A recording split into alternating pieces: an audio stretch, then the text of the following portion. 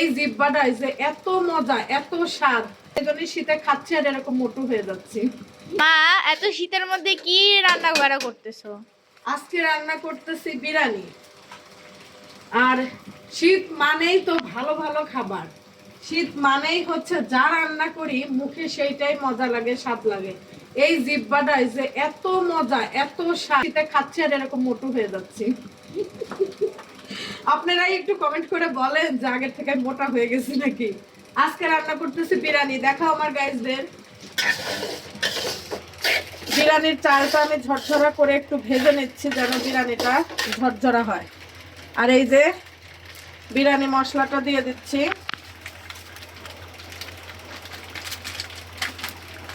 বিরিয়ানি মশলাটা দিয়ে দিলাম।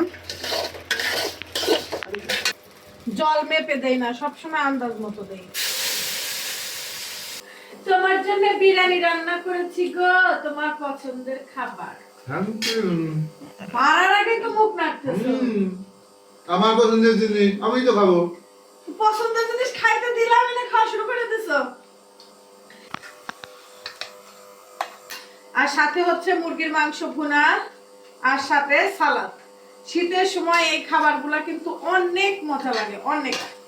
আর পোলাও মাংস কিন্তু শীতেই অনেক মজা। সত্যি স্বাদ হয়েছে, হ্যাঁ বুঝছো কিন্তু। দেখি আমার হাসি মুখটা, খাও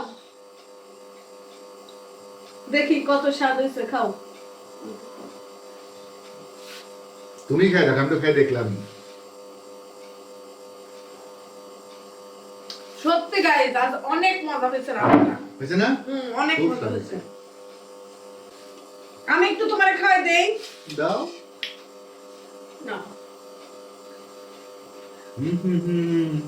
তবে গাইস একটা কথা, এই যে আমাদের এই বয়সটা না, এটা কিন্তু সব স্বামী স্ত্রীর সুন্দর করে কাটানো উচিত।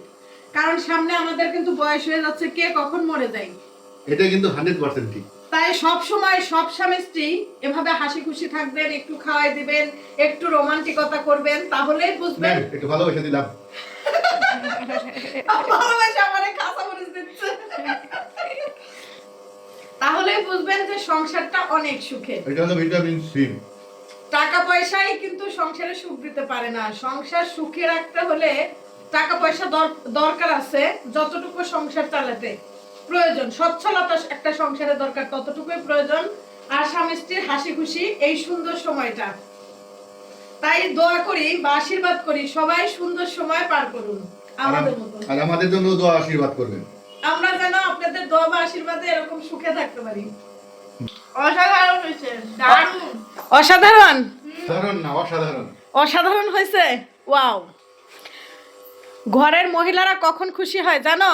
যখন ঘরের পুরুষ আর হচ্ছে তার বাচ্চা খেয়ে বলবে যে মা রান্নাটা অনেক ভালো হয়েছে, আর হাজবেন্ড বলবে শোনো গো বৌমণি তোমার হাতের রান্না না অনেক মজা, তখন কিন্তু ঘরের বউদের অনেক খুশি লাগে।